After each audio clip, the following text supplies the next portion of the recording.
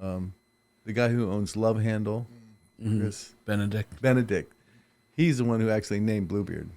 They were up on the roof drinking, at the end of the evening, all just dreaming up ideas and things, and he came up with the name. But I think he might have been thinking of a pirate, not. Oh, Chris. Not, he could have been a pirate instead of. He might be a pirate. He could be. He's a hugger. I know that. A little too long, some might say. Every once in a while, he's a good guy. We love Chris. So anyway, all those were Ed.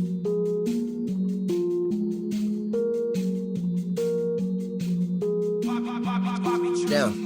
Oh, I'm eating brunch with my people though. The homie Dyke just cooked up a feast and we bout to eat it, bro. Fucked around and has to mix the lobster with the poutine. Daddy is rolling blue dream, them boys got down a routine. It's Naptown culture, cooking 7 courses. Had to pass the torch and now I'm grabbing second portion. So sit back, relax, grab a drink and a smoke. It's Harder Brunch on the way and get prepared for the jokes. Whoa.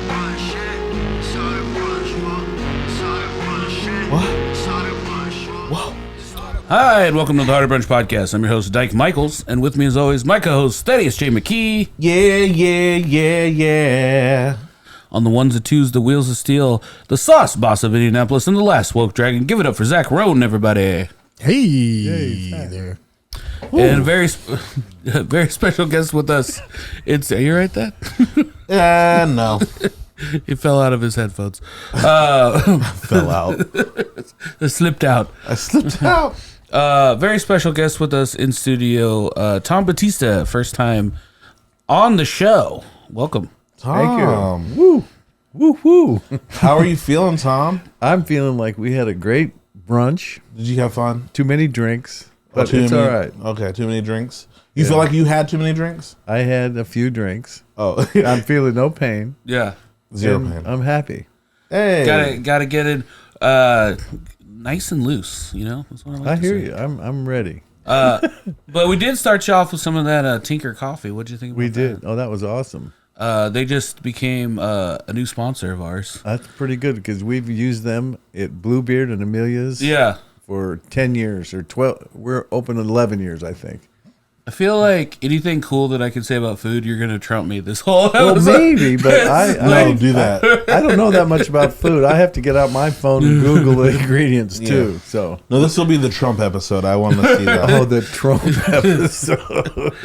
We do have a coffee subscription. Listeners to the show can save 25% off their first month subscription with code BRUNCH. Hey, code brunch. It's our first podcast code. I'm very excited. Code brunch. It's a very easy code. Like, if that was a code to get into our house, like, we'd be robbed. Or it sounds like the worst, like the laziest emergency, Like, we got a code brunch. Code brunch just means 5 white women walked into place together. Oh, gosh. Yeah, I don't know. We got off on a tangent there. I'm sorry. But yeah, so I guess tell our listeners a little bit about your connection with, like, how you're involved with Bluebeard. And Amelia's. For the last 50 years, I've traveled all around the world. I'm in the entertainment business, and every city that I go to, we search out and find good bread. I'm Italian. That's my heritage, and so we've always had fresh bread, made at home. That's really good. Unfortunately, as I travel around the world, I'd find great restaurants and great bread in a lot of cities, and I'd get to Indianapolis, and there was good restaurants, but no good bread. No good bread. So one of my main things in my life was to bring good bread to Indianapolis, and that's kind of what it segued into that. So if you want the story on the segue, I'm willing to tell it. Sure. Well, I mean, I guess what exactly is it that you do to bring these restaurants into the city? Well, it's just because I have the time, because my full-time job, currently we have 40 weeks off, so I work 12 weeks out of the whole year. And so it's made, I'm able to make a living doing that. And so in my spare time, then I could do, buy property, real estate and things, but then also to give back to the community. So to do projects like the Idol, like the bike racks on Mass Avenue. So those are all things that enabled me to do it because I worked for Jimmy Buffett for 30 years. You worked for Jimmy Buffett for 30 years. 30 years. I'm a stage manager. Wow. I know, I can't comprehend. Is he the first person that you did that for? Or No. I've been in the business for 50 years. Oh. First tour I did was with David Bowie, 1974, Diamond Dogs. David Bowie. David Bowie. David Bowie. We were children together on the road. How do you slide into that as your first job? Just by accident. I mean, do you really want to hear this? You had told me you told me off mic something before I found interesting where you had just because I've never heard of someone just taking this up as a vocation, as a calling, but it seems like you just kind of went and sought it out on a local level first. I didn't really seek it out. It kind of found me. Found you? Okay. Yeah, when I went to IU, I wanted to drop out of society because it was during the Nixon administration, the Vietnam War, and it was, so it's 68 to 72, basically, when I was at IU. Yeah. And we thought the whole world was going to crash in, and the important thing to do was to learn how to live off the land.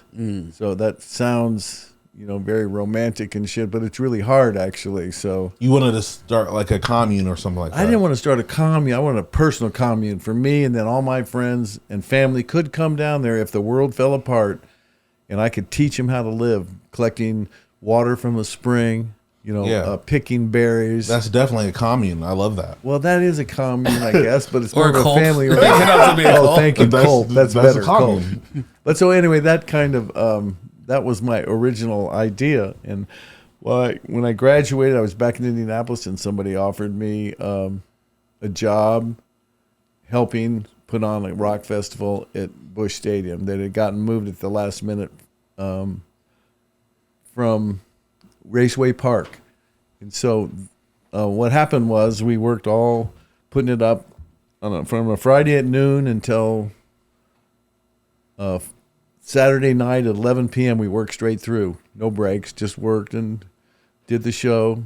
And then the guy that brought it to town told everybody to go home and get a rest and then come back tomorrow, Sunday at noon. And I was the only guy that showed up. And he's the one who asked me to go to New York and help him build a nightclub.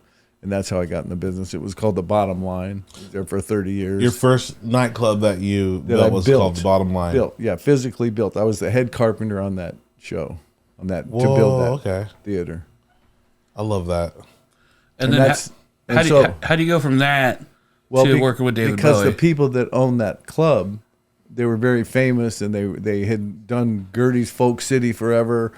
A lot of people, went through there, and they started The Bottom Line, and it was a rock and roll club. It was where people could introduce their first albums. They had album releases all the time and stuff, and it's in New York, in the Village. It's a hip area, so. Okay. You guys can sit right there. You're off. So what type of music did they play at The Bottom Line? I gotta kinds. know. It was a theater cabaret, so they did all kinds. But like Bruce Springsteen played there in '75 or '74 before he was big time. There's a lot of people. I feel like you got out on the dance floor too. Like after, not really. I don't have any rhythm. I couldn't tell you if someone's in key, out of key, in jail, or out on bail. I couldn't tell you the difference. But as a sound engineer, I think that you would be able to do that. I am not a sound engineer. Well, contrary. Oh, and I'm not I'm not an LD either. I'm in the stage manager. I'm in charge of unloading 10 semis worth of stuff and having it all set up. Yeah. Do a sound check, have dinner, do a show. Take it all back down. So during the show, I'm worried about how we're going to get out of wherever we're playing. Okay. The exit strategy. So you have to be very organized in the setup and the tear down. Yes. And that's what you're known for around the country. And that's what I'm known for and what I do. Yeah. And it got you to the point where you did this for Obama at one point. No, but I like Obama. I've been to both. I've been to both inaugurals and froze my ass off, I might add. Didn't you do something on a jet carrier on the ocean? Oh, I did a thing where he came to one of our shows. Okay. That was a whole different thing. But anyway, that's too funny. God. So anyway, when you're in the business, then all these other people in business. A friend of mine, he produces this show called Morale Entertainment, and it's to raise the morale of troops. And one of his grand ideas was to do a basketball game on an aircraft carrier. So on 11/11/11, we did Michigan State versus North Carolina on the Carl Vinson, which is a nuclear aircraft carrier. We put 7,300 seats on the deck, the flight deck, had 3 double wide trailers for dressing rooms, and Obama and Mrs. Obama came to the show. Oh my gosh! It was amazing. Could you imagine watching a basketball game with Obama In the ocean? In the ocean, like this it was parked at the pier. They wouldn't let us take it out. They rented us to ship for $1. That's the most Illuminati shit I've ever heard in my entire life. But they life. wouldn't let us take it out from the pier. We had to stay there, so we couldn't sail it. All right. Well, let's pretend it was straight up in the middle of the ocean, because that would have been good. Because the guys asked me, as we loaded different things on the boat, it would change how it listed one way or the other. And they actually have a command center that does just that. They control where it floats to or something. And so, after we got everything loaded, we said level it out and just keep it at this, and they did. Do you drive any of the semis? No. Okay. I had a brother who was a driver. Yeah. I used to have a CDL. I used to drive a school bus. Wow. That's tough. That's exactly what that deserves. That's just like rock and roll. I almost feel like a booba in this deserve, but like it wasn't even a try at a joke. Yeah. It was a try. I've never seen somebody try to flex with that before. No, I don't have a CDL. How many trucks, or like is the most amount of trucks like you would have for like loading it up depends. If you're going to do a stadium show, you Yeah. have to understand that whole rig gets shipped in there. Yeah. Because we're not doing multiple stadium shows. I don't know how many trucks they actually have, but if you were doing multiple stadium shows, they leapfrog. Yeah. So they have 2 sets of staging, Okay. and then they leapfrog it around. When one show is on, they're setting up another one, and then that one goes down and leapfrogs over that to the next one. Because I don't know how many it is, but we have 10 semis in our little small, concise, easy show. Yeah, that's what I was getting. Because like one of the things that blew my mind was like Metallica has something like that. Like 35 trucks. Yeah, like it's insane. It is like insane. the whole show, the whole stage, the whole keeps a lot of people busy though. So yeah, that's kind of a good thing. My closest interaction with that kind of thing was I used to own a food truck, and we catered for Luke Bryant at, after the show.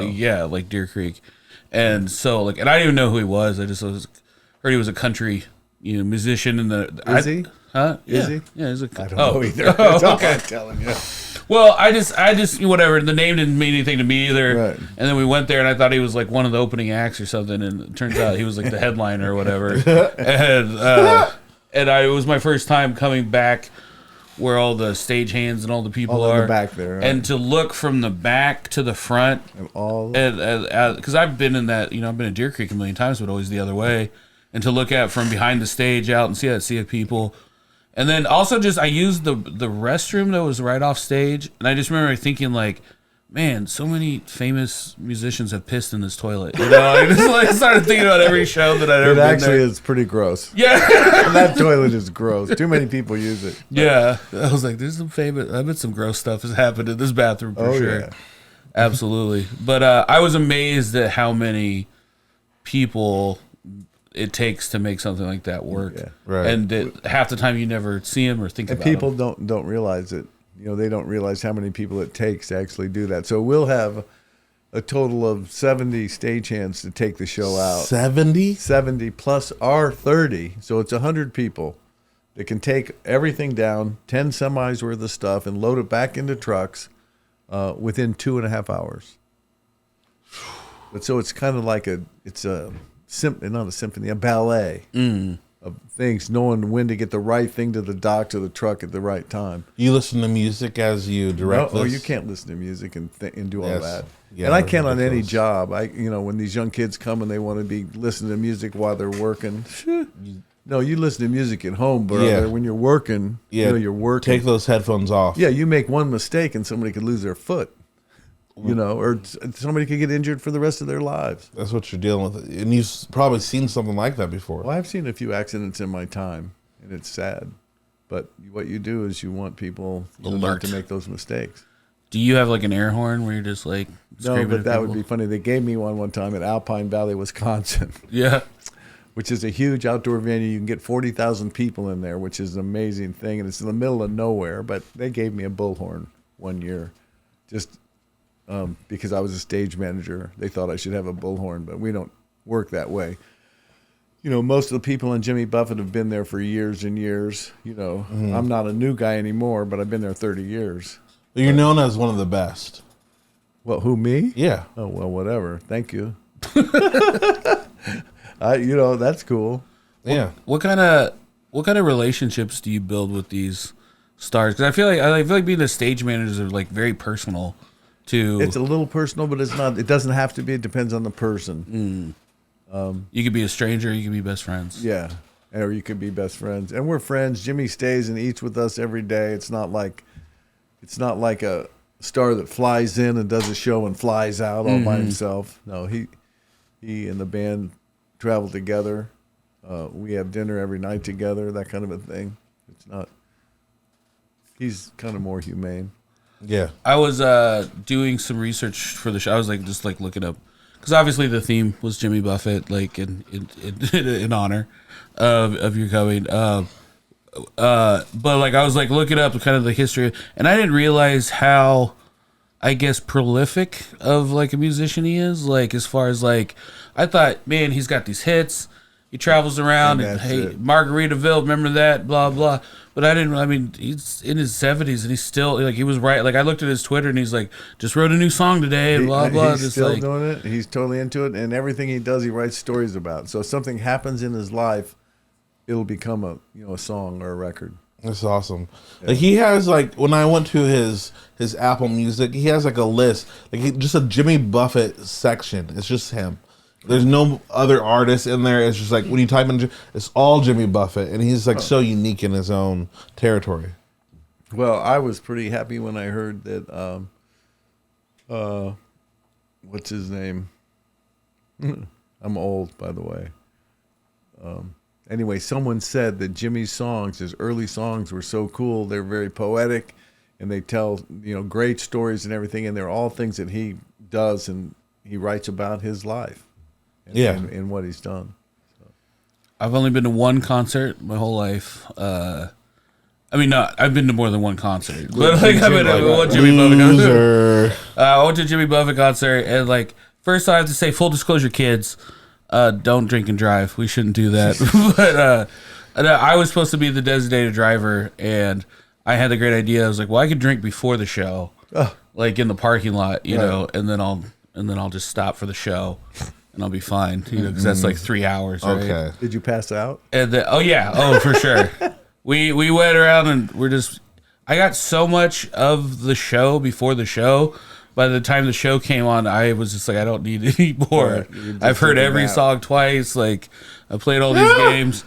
People are like playing it on their phones. Yeah, and then they set up whole speaker systems and everything. Trucks with sand and pools and water. There's such a full party in the parking lot before it even starts that you could just go and do that. So this is like a thing. Oh yeah. Oh, absolutely. They're just like deadheads, but they're called parrot heads. Yeah. Parrot heads. That's what they call them, parrot heads. But they're wearing their Hawaiian shirts. I mean, they've people got some of this stuff down to a science. Like they take RVs and they have games set up in the front. It's almost like a pitch-in. Everybody had different stuff they're pouring. And they share. Yeah, they're sharing. You they're pouring shots. There and just be so loaded by the time you left the parking lot. Which is exactly what. And then someone just gave me what I like to call a goofball, which is I don't know what they're called now. That's a mystery drug. I'm not sure what it was. Wait, someone gave you a goofball? Yeah. So someone walked up to you and said, "Hey, you want a goofball?" And you're like, "Put that in my mouth." It was something like that. It probably, yeah. I saw somebody eating something. I said, "Give me one of them there goofballs." and then I was like, "Oh, I need to go lay down." And I went out to my car and I took a little nap. And the next thing I know, I woke up and there's some drunk broad and she's trying to like get into my car. And she's opened the door, and I was like, "What do you need? Who are you?" And she was like, "Ah!" And I was like, "Get out of here, lady! It's the wrong car." Oh, that sounds like a zombie apocalypse. And then I went back to sleep, and then I remember I woke up because somebody knocked on my window and kind of startled me, and it was the security. He was like, "Hey, man, you all right? Concert's over. You got to get out of here." And I was like, "I'm just waiting for my friend. I'm gonna drive my friend home." He goes, "You're the last car here." And I looked out, and it was just me in an empty parking lot. It was like 3 a.m. See, we had the show all taken down and gone by the time Everybody was gone. Yeah, right. It was just me and the tumbleweeds, and I was just like, So are the Buffett fans? Are they called the buffets? Are they? No, they're called parrot heads. The parrot heads. You did say that. I would love it if they were called the buffets. buffets. Oh, These he's are a the buffet- female. The buffet female fans head. are called the buffets. This is the female fans. It is a female word. Buffet. No, buffet is probably more masculine. Well, the French fans are the buffets. There we go. The Jimmy Buffets. Here's the thing. Cheese What and I love so that happened today. Like there was a lady that came in. She didn't know you're the guest. Had no clue. And we're like, hey, she's like looking at my shirt. She's like, what is this? I'm like, oh, it's a Jimmy Buffett thing. You know, it's like that's the theme. And she says, "Oh, I hate Jimmy Buffett.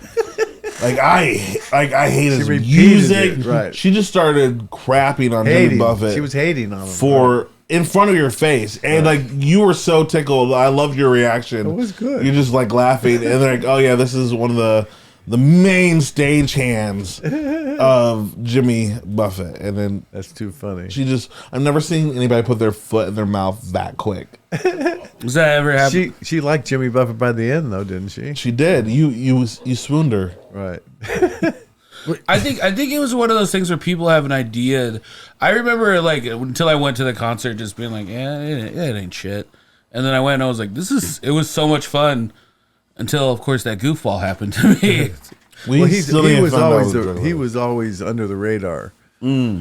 So, and if you went on a list of people or musicians who've made the most money in the world, he's right up there. He's like the tortoise when the Rolling Stones and all these people. Oh, really?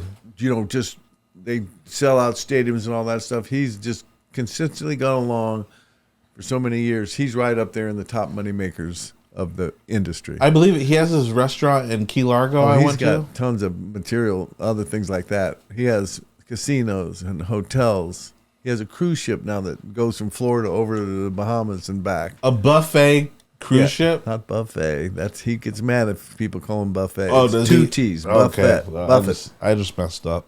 Yeah. All right. Jimmy Buffett, if you're watching this, I want to apologize to you. Well, you're obviously never going to meet him, but I'm still in, right? Yeah, man. You win. I show up with a pocket full of goofballs. Pocket full of goofballs? So yeah, let's talk about the food. I honestly, at first I was like, oh man, I know he talks about, obviously there's Cheeseburger in Paradise. Sure. I know he's at restaurant, and I was like, in my head, man, there's all these food references. So I was like, I bet we could do a full menu just based on food references. And then I realized that in Margaritaville, he talks a lot about food. And then Cheeseburger in Paradise. And then I was looking through all these other songs, and it was just like a lot of booze references. And I was like, I could have made a whole like cocktail menu based on Jimmy Buffett songs. But then I just kind of thought about what was the essence of it, and it is kind of like island escapism, you know. It absolutely is. And so with that in mind, I was like, well, obviously we're gonna do a cheeseburger. We're gonna do a really good cheeseburger. And you did. It was great. Thank you. Our Cheeseburger in Paradise was just a play off of because he kind of puts the menu in the song, right? Yeah, pickles and. So I did like a version of that. I could not do Heinz 57. Because of the high fructose corn syrup. I got my local ketchup guy. Shout out local folks. Can you say the company name? Local folks. Oh, they're called the local folks? Yeah. I thought you were just like breezing by. Shout out whoever you are, those local people. You know who you are. Those local folks. No, they're the ones. I used to have a burger food truck, and they were the ones that I used on the truck. Yeah, and then the... I don't know, try to play around with like a balsamic marinated tomato and like pickled red. I don't know what I'm reading. The song over there, pickled red onion, and then I think it was like Munster cheese from the song. Yeah, but it was probably American cheese. We just use like an Indiana soft cheese or whatever. How long was that onion pickle? That's important. I started this morning. Oh, it was only like a day? It was like a quick pickle, yeah. A quick pickle. It was really good. I was like, this has been going for like a week. No. We did everything So good. on the fly today, as the French say, on the fly. And then everything else was kind of just general kind of take on like, I don't know, kind of Caribbean fare. So we had like a jerk shrimp and, put her on a blank. Not poutine. Does Jimmy Buffett get into the jerk? There was a scallop. There was a scallop and avocado cream with prosciutto. Sorry, I'm drawing all kinds of blanks. And then why can't I think of it? It's not grits. What's the other one? Polenta. Thank you. It was good. The polenta was really good.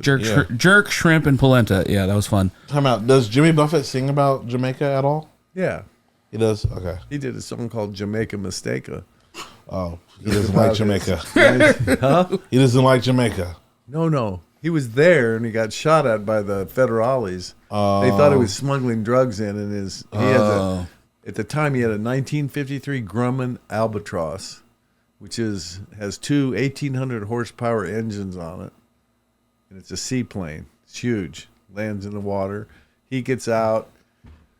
Bono from U2, Bono's wife, Jimmy's wife, they all get out and they're going to go to some restaurant in Negril. And Jimmy wants to take a picture of his plane taking off. He must have recently just bought the plane. So he's in this little dinghy and he goes out in the water to take pictures of it taking off. And the federales thought that they were drug smugglers. And so they were trying to stop the plane and they're taking off. And when that plane's going, you can't hear a damn thing. It's so loud inside. Anyway, right. The plane takes off and they shot it twice. They broke the windshields in the front and on the side. And Jimmy's down watching it. And, of course, his camera, he ran out of power in his iPhone or whatever he had. Might have been a camera, but. Classic mistake. Yeah, that's Jamaica Mistake. So he wrote a song about it. He always writes a song about it. Classic Jamaica. That's happened to a couple of your friends. Mm-hmm. Don't go to Jamaica and... Don't say that. No, I'm saying don't go to Jamaica and have a private plane that looks like it's a drug smuggling business Right, exactly. and get shot at. So you had friends that did that? A lot of my friends get shot at. Yeah. For different reasons. Well, they're bad cooks. Is this the plane? Is this a picture of his plane? Or just a picture of one of his planes? It is a plane. That is it. That they painted. It's Hemisphere Dancer. And, That's the name of the plane? Yes. That's a beautiful name. Hemisphere Dancer. It's pretty amazing. It's like a World War II vintage kind of thing. I like the idea that even if you're like, they showed his net worth up there was like $500 million. I like even when you're like a $500 million, you get a new toy and all you want to do is just like, I gotta take a picture of my new plane from this dinghy. Yeah. That's fun that you bring that up. I didn't realize that was going on live. Oh yeah. This is perfect. This is Casey is our brain here, so like when I can't remember what polenta's called, I have to. So we did a show in Anguilla. Mm-hmm. Do you know Anguilla? Are you familiar with that at all? Yeah, I haven't been there. Okay, people cannot.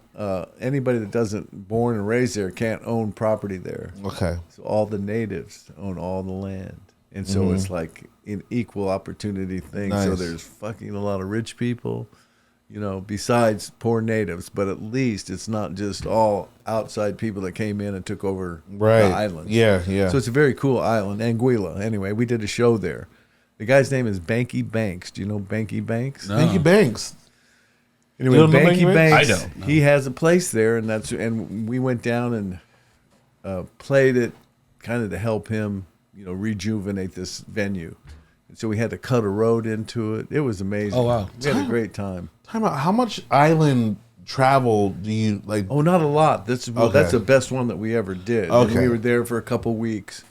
I don't know if you can pull up Anguilla, Jimmy Buffett and Anguilla, and it should come up. But it was just like an amazing experience in time. And when we got to, because there's so many people in our troupe at the time, 30 of us tech people, and 15 or 20 people in the band. So we couldn't get rooms in one hotel there. So we were all in these little different places.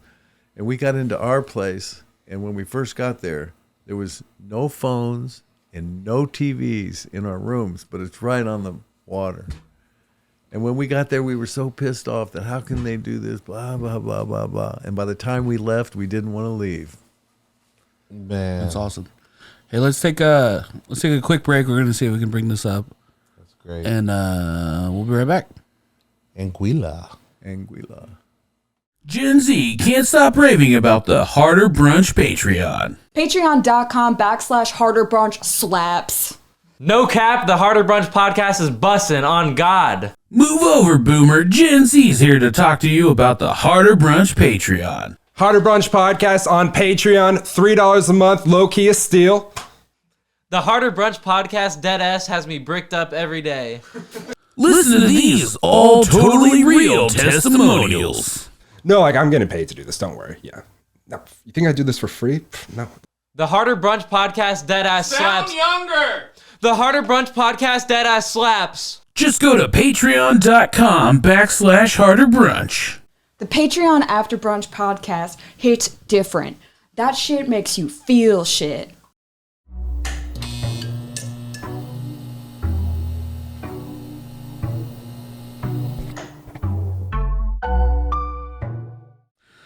Welcome back to the Harder Brunch Podcast. We're talking to Tom Battista. Tom, What's up, Tom? I would be remiss for two reasons if I didn't bring this up. But one, we met at this wonderful event at Bluebeard that is ran by a friend of the show, Audrey Sternberg. And she puts these magnificent dinners on where it's like chef-driven dinners. It was so good. And then there's like different like wine. There was like the one we went to. There was like a wine pairing for each course, and it's up in the what do they call that upstairs room? I think they call it the second story. The second story. And there was like different like artifacts. Like you had Kurt Vonnegut's typewriter. Oh, that's down in the main bar room. That's in Bluebeard. But Yeah, it was beautiful. it's named after Kurt Vonnegut novel, Bluebeard, which was his last novel. He went to Shortridge, by the way. Okay, A lot of people don't know that. I did not know that. I knew he was from India. I didn't know he went to Shortridge. Yep. But these are amazing dinners. Oh, the dinner we had. yeah. Yeah, Well, that's where we met. Well, I'm tying it all in The only- because I wanted to do a plug for it because Sure. they're amazing. They are, but it's too much. I'm telling you. 8 courses with 8 different drinks. Hello. It was great, and I was worried about being sat next to some weirdo, and then luckily I was sat next to you. I know. We Wait. didn't know. We got Wait. called the last minute because somebody bailed. Really? That's how I happened to be there, yeah. Yeah, like it felt like you were entering the clue room, like there was like a murder that happened there. And that you had to guess. Well, I finally started moving around so it's people would talk to each other.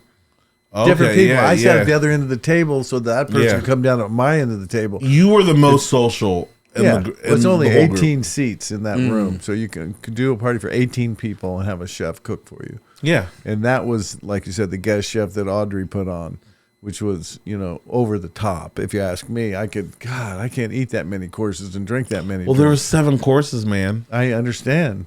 That was too much for me. It was too much for me, but but that's fine. I loved it. It was awesome. The food was unbelievable. I thought it was just enough. It was just well, I ate too much because like it was all really good food. Like you're talking about top of the line $50 courses. For someone who literally professionally eats like that, you're very bad at pacing yourself. Me? Yes.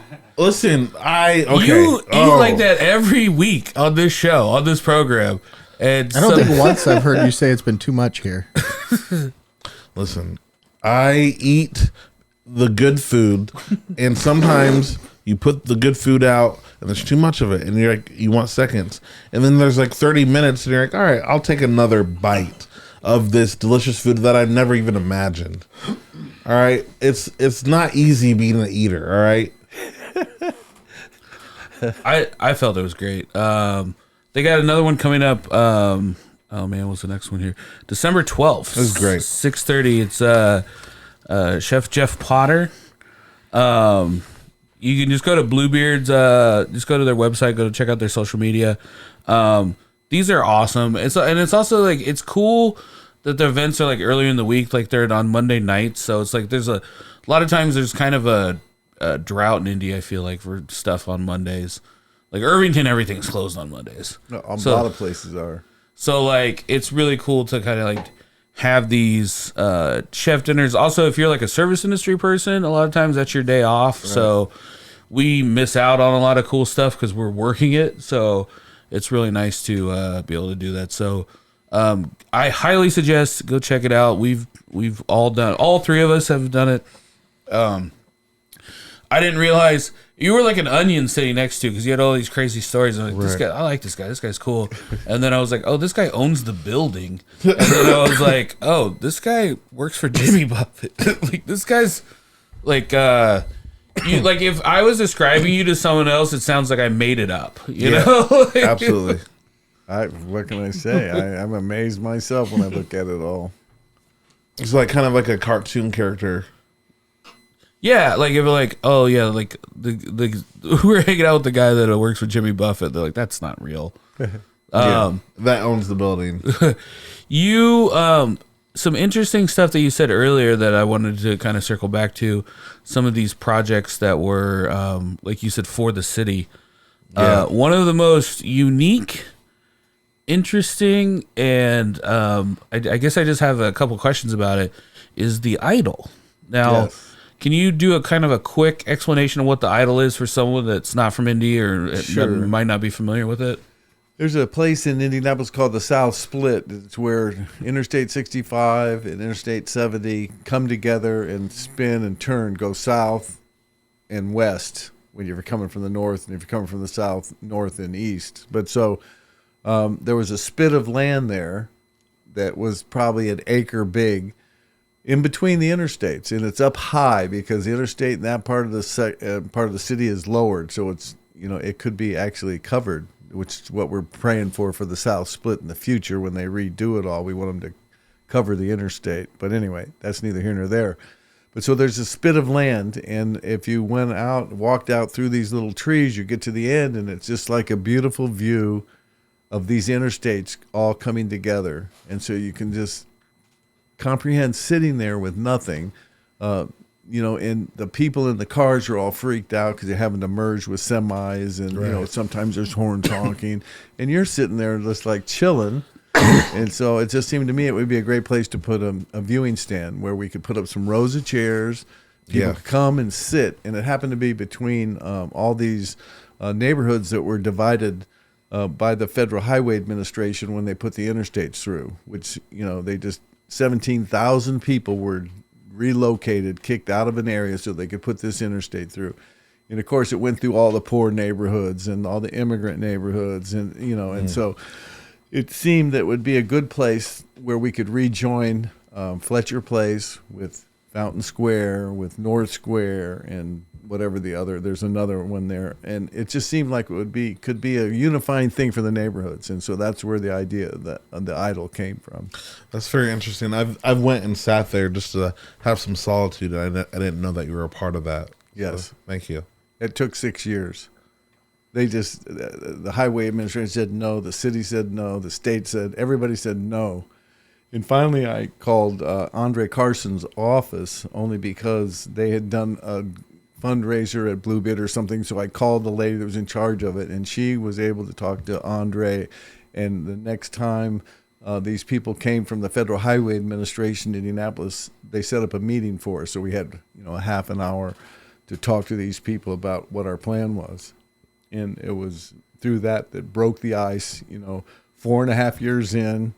And then finally they said that we could do it, but it took them a year passing paperwork back between the city, which was the Department of Public Works, the state, which is the Indiana Department of Transportation, and the feds, with the Federal Highway Administration, passing it all back and forth. And you did that for mainly a memory of the people too. Well, for the people, that all got dislocated. And so if you go out there's a couple of things called gabions. And they are these wire cages that they use for erosion, if there were an ocean. And it's filled with the debris from houses that were torn down in that neighborhood. Interesting. So that's significant, too. So it's just like, it's kind of telling the story. And yeah. Yeah. Wow, I love that. I went there. It was like, I think later in the summer of 2020 when we could go outside, and it seemed like a safe place to go. It was outdoors. It was like outdoors, and for some reason I think we were modeling Red Flag Comedy merch, and my friend Hannah was like modeling the merch, and we went, and I don't remember for why exactly, but it kind of turned into like a kind of a risque photo shoot, and I was just like, let's go back. I wish I were there. I was like, let's go back in the aisle, and we were back in there. So there's the whole photo shoot of her modeling all this stuff, cool. And then people kind of walking back in, and it was just like, I look like a creep now. That's what you had to give to that. Thank you. Yeah. Well, it got an NPR Wait, Don't Tell Me. Did it really? Yeah, and then from that it got on CBS Sunday morning show. Oh wow! They came out with the video crew twice. Once before we did it, and then once after it was done, they came back. So it aired, on CBS Sunday morning, which was my mom's favorite show. Hey, she's dead, long and gone, but I got her on the show holding me as a baby. Oh, okay, that's nice. And the only reason the Federal Highway Administration finally it broke the ice is I told them that if they had put the interstate through 20 years earlier, I might not even be here. My father was Italian. He lived, that's Holy Rosary is the Italian parish. And on the other side of the interstate is the Irish parish. My mom is Irish, and that's St. Pat's. They might have never met, and then I wouldn't even be here. And it finally dawned on them that, they really screwed up neighborhoods. They really divided the cities totally. And it's all over the country. It's not just here. So that's what broke the ice. Is there like a placard or something there that kind of says that? No, there's a placard that just says be human or something. There's no rules here, be human. It was kind of funny because there were a couple of homeless guys that were staying out there. And when we first started doing it, people started going out to see what it was. And they came to me and they were worried that there were going to be people that were going to be drinking and, smoking pot and doing. And I said, look, if I go to the Federal Highway Administration, the first rule they're going to make is no overnight camping. So you want me to go to them, then the police is going to come and throw you out of here. So just, be quiet.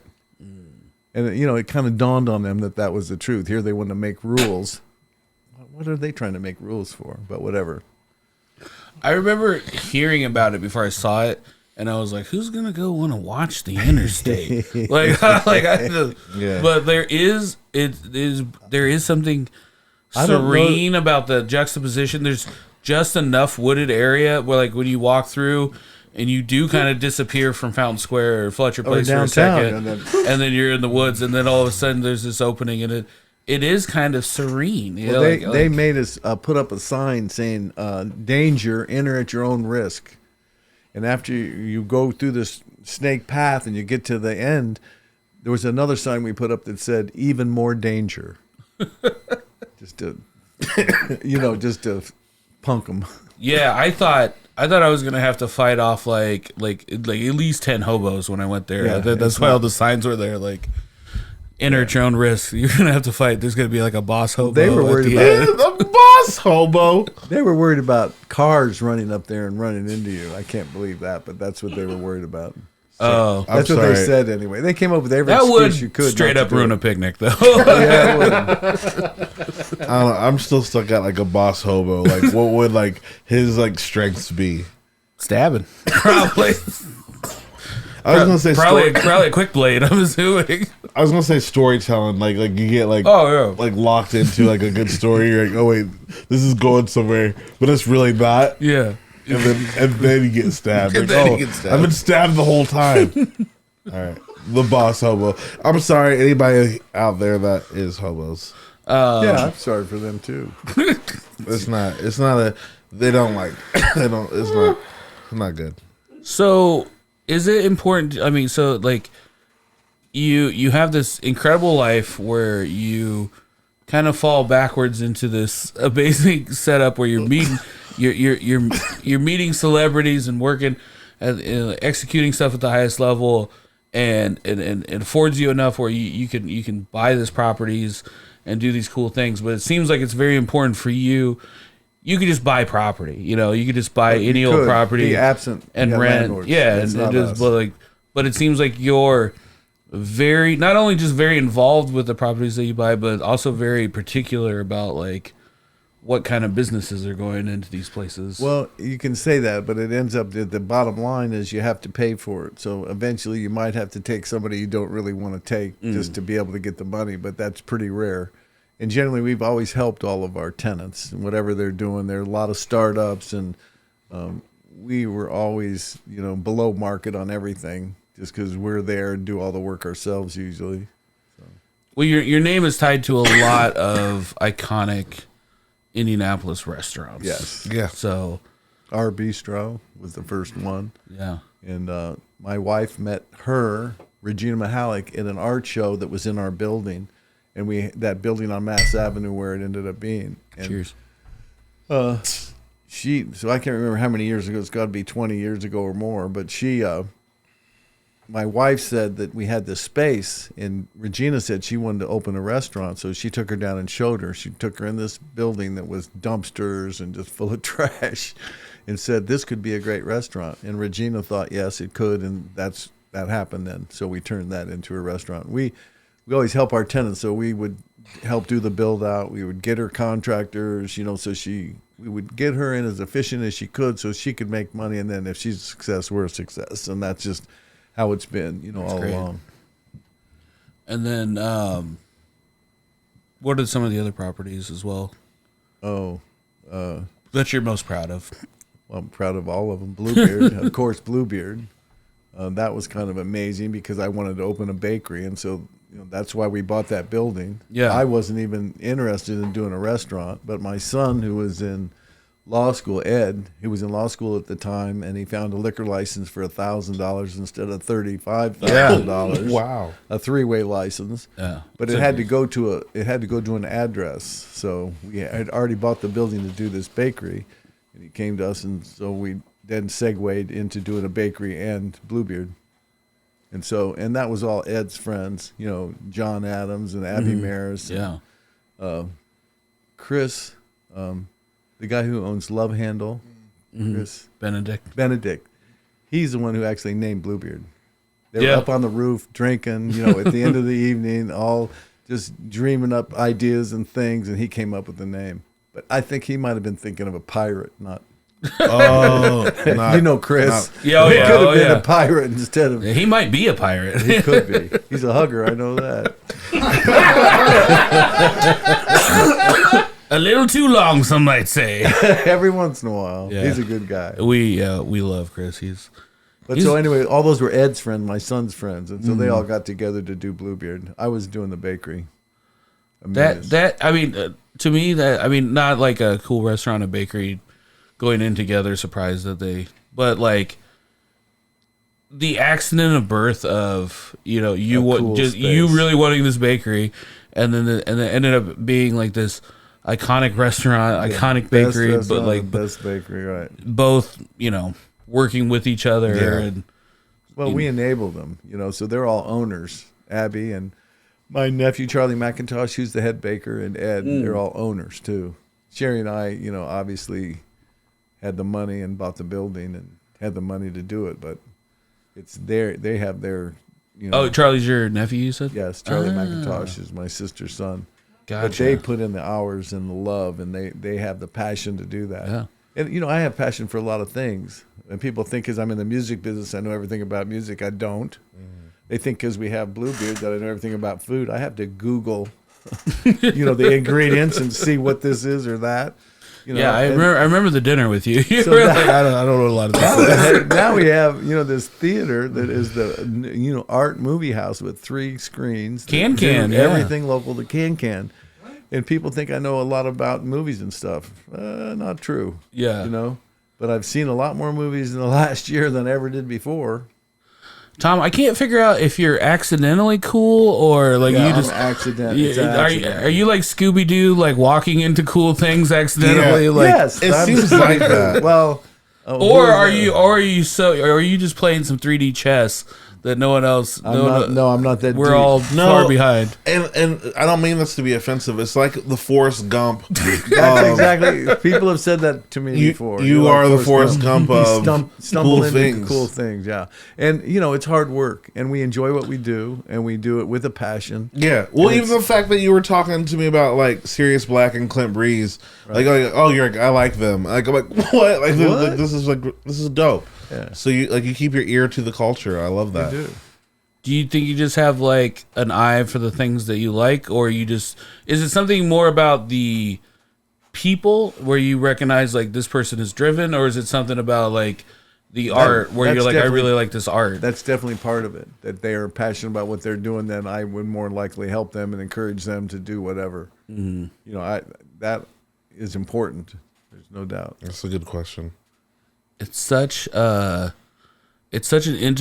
interesting and diverse palette that you have there of like all these different places. And then I like the fact that you're also like a cheerleader of these places. Yeah. Oh, absolutely. And you'll be like, you'll use we language. We're doing this at Can. We're doing this at Bluebeard. If we succeed, Yes. it's going to succeed. But if it's like, if we were like owners and came in and, we're go do this or, ignored them and don't really help them, then that's a loss for us. Yeah. It's a loss for the city and the community. Well, and it's also cool, like being an owner, like they're being able to show you what they're doing. Like some people will be like removed, and like you're actually on the scene going. And they they know that events. I'm there. I pick up trash everywhere I go. Every time I've ever bought property anywhere, the first thing I do in the neighborhood is go around and start picking up trash. And people, they wonder how I own these buildings all around in great places.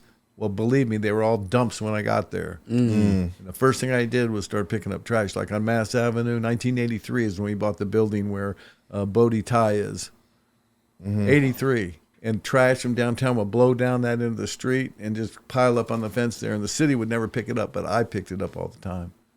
There's something about someone that owns stuff that picks up the trash. Like you're on the ground floor, and that's what makes all the the people run. That work there see me doing that, and they say, "God, he owns this, and he's doing that. Yeah. He must have compassion about this place." Absolutely, from the top down. Yeah. What's the next thing?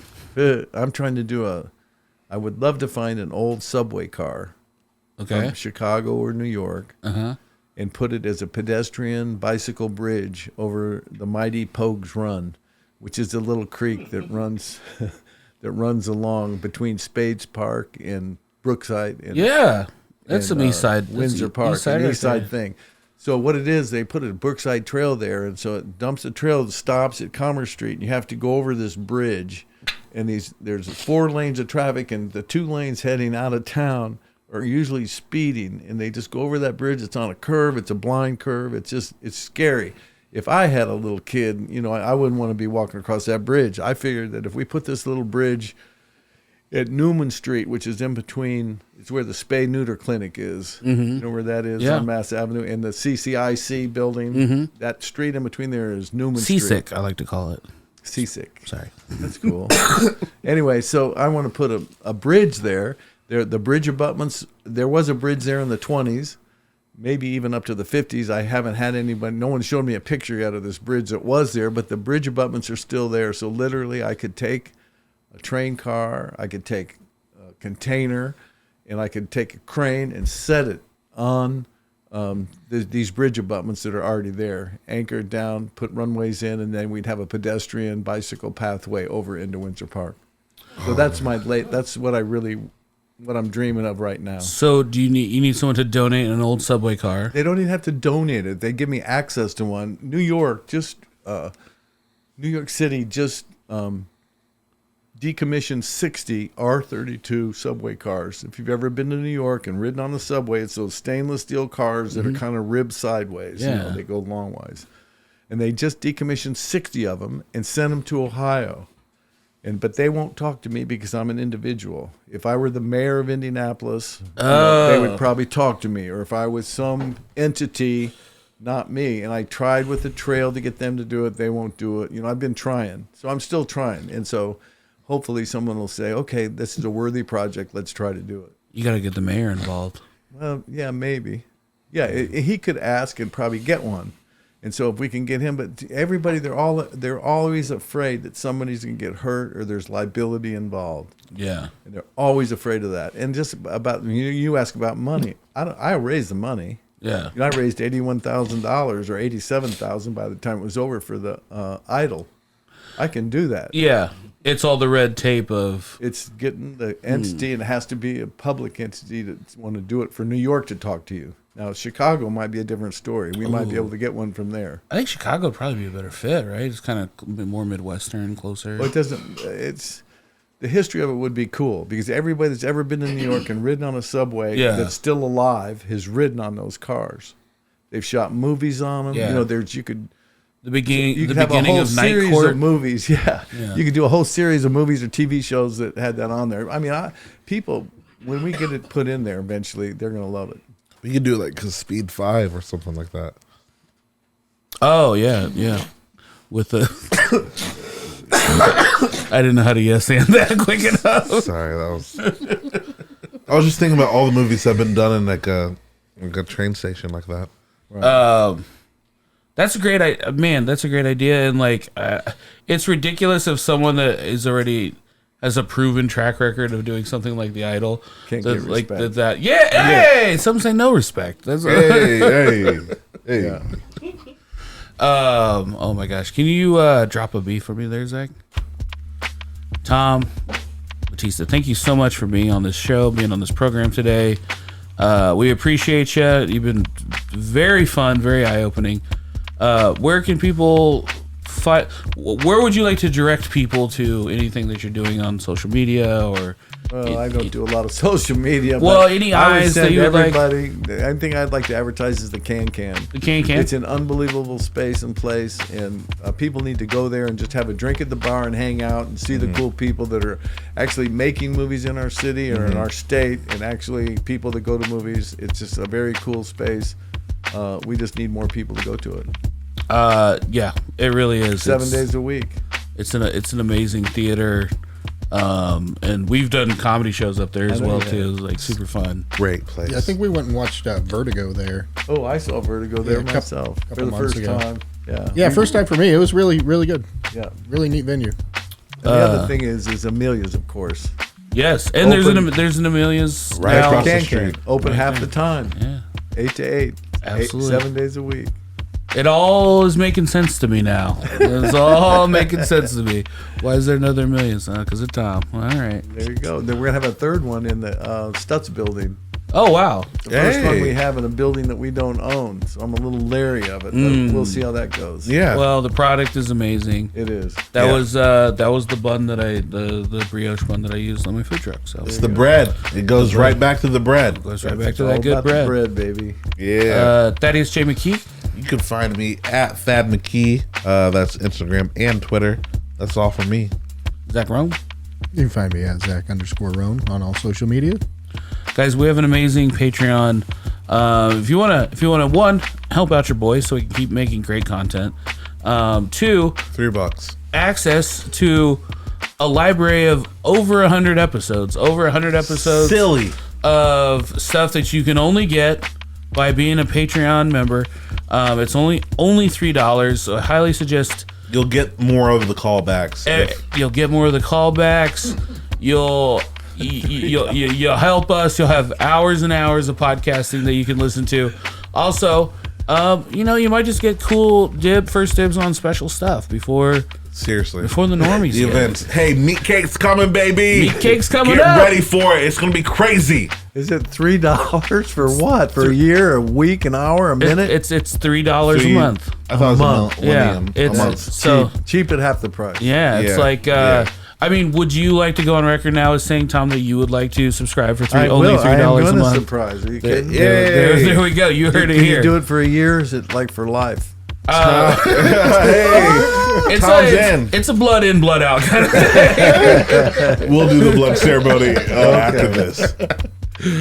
And then, of course, so that's patreon.com/Harder Brunch. And you can find me at Dyke Michaels on all social media. Thank you guys so much. If you're if you watched us on YouTube, you like what you see, you like these Hawaiian shirts, go ahead and smash that subscribe button for us. And If you followed all the way to the end and haven't subscribed yet. Yeah. Well, I don't know what you're doing. You probably just fell asleep with this on. Thank you very much, and we'll see you next time. Out. Bye-bye.